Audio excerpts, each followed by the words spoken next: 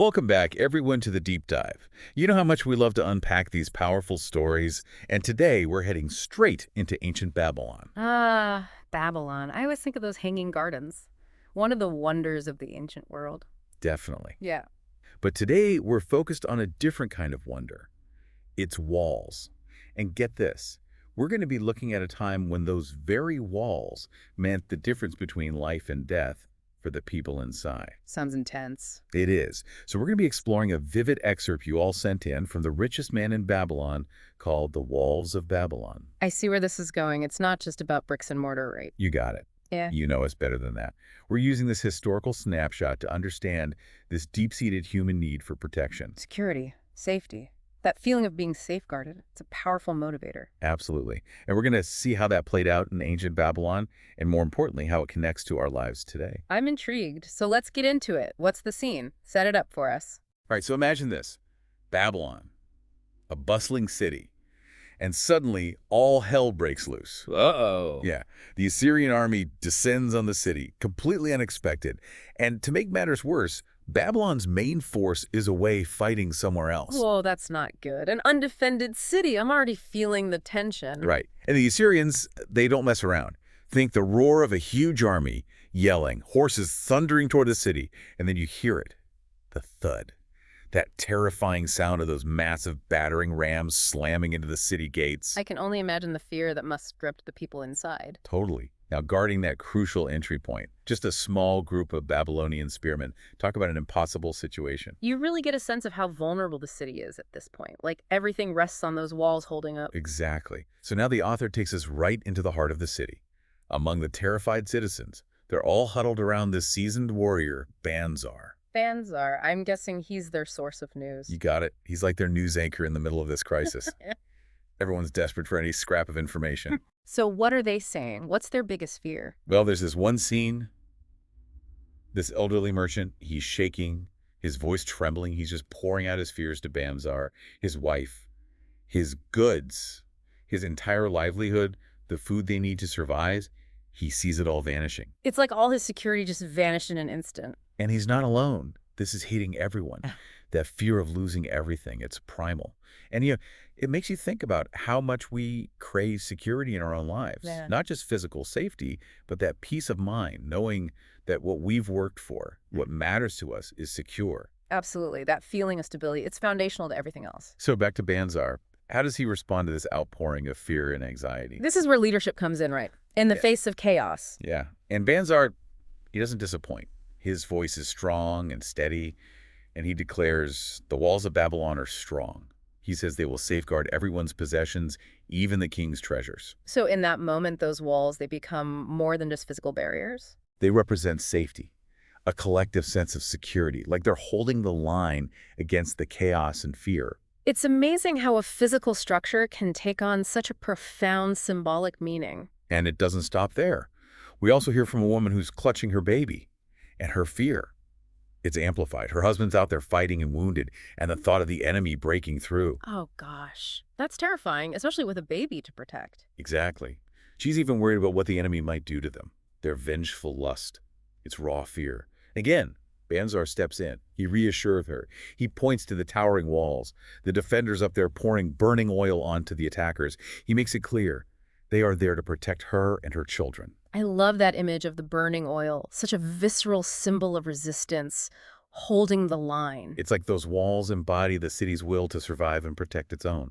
And Banzar, he keeps repeating this phrase, the walls of Babylon will protect you. It's like a mantra, a reminder that even in the face of overwhelming fear, there's still something solid to hold on to. And then there's this really poignant moment. A little girl pikes up. She just asks this simple question. Are we safe? It's heartbreaking. But Banzar's response, it's so reassuring. He connects her present fear to the history of the walls. He tells her how Queen Semiramis built them specifically to protect the city. And he emphasizes their unbroken record. No enemy has ever breached them. So it's like he's grounding her in the past, in the strength and resilience of those who came before. And it's a reminder that sometimes we need that connection to history, to what has endured to feel safe in the present. And to trust in the strength of the safeguards we've put in place. Right.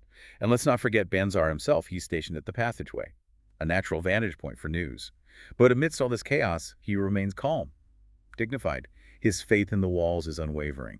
And that seems to be the real source of comfort for the citizens. He embodies that sense of stability and reassurance, a steady presence in the storm, which is so critical in a crisis situation. Absolutely. And this wasn't a quick skirmish. This siege, it dragged on for 3 weeks and 5 days. Can you imagine? Like the constant tension. You're not knowing. The waiting, it must have been excruciating. And the casualties were mounting on both sides.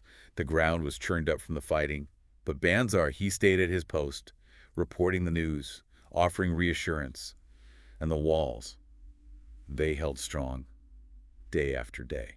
It's really a testament to the power of effective defenses, both physical and psychological. And then finally, on the 5th night of the 4th week, silence. The sounds of the attack began to fade, and as dawn broke, they saw it. What? What did they see? The dust clouds of the Assyrian army retreating. They were gone. Oh, wow. I bet that was a moment of pure elation. Imagine the cheers, this huge outpouring of relief and joy from the defenders, the waiting troops, everyone who had been huddled in fear for weeks. It's like this collective weight lifted off their shoulders. And as if to mark the victory, flames of celebration blaze up from the Temple of Bel, and a column of blue smoke carries the news far and wide. It's this beautiful image of hope rising from the ashes of conflict, like a new dawn. And it brings us to the heart of this story. Babylon endured. It survived because it was protected. The text states it very clearly. It could not afford to be otherwise. And then it draws this direct line to this fundamental human need that we've been talking about, the need for protection, and how that need is just as strong today as it ever was. So true. But our walls today, they look a little different. Right. We're not building giant stone fortifications, but we are building other kinds of defenses. What are those for you? Well, the text actually spells it out. It talks about impregnable walls of insurance and savings accounts. And don't forget those dependable investments. These are our modern walls. It's brilliant, isn't it? How it reframes these financial tools. We often think of them as just numbers on a balance sheet, but there's so much more than that. They represent security, stability, the ability to weather life's storms, to bounce back from unexpected challenges. They're the bedrock of our well-being. And the final statement in the text, it hits hard. It says, we cannot afford to be without adequate protection. It's a stark reminder that no matter how much our world changes, that need for security, it remains constant. It's built into us, this desire to protect ourselves and those we love from the uncertainties of life, and to build something solid, something that can withstand the inevitable storms, just like the walls of Babylon did for its people. So as we wrap up this deep dive into ancient Babylon, it's clear that the physical protection offered by those walls was critical, but this story also reveals something much deeper. This primal human need for security, and how it shapes our choices and actions even today. And that brings us to you, our listener. What are your walls of Babylon? What are the safeguards you've built to protect yourself and your loved ones from the unexpected? Are they strong? Are they reliable? And what steps can you take to make them even stronger? It's something to really think about. Because in a world where uncertainty is the only constant, building those walls, those foundations of security, that's an investment that will always pay off. Thanks for joining us for another deep dive. Until next time, keep exploring, keep questioning, and keep building those walls. We'll see you soon.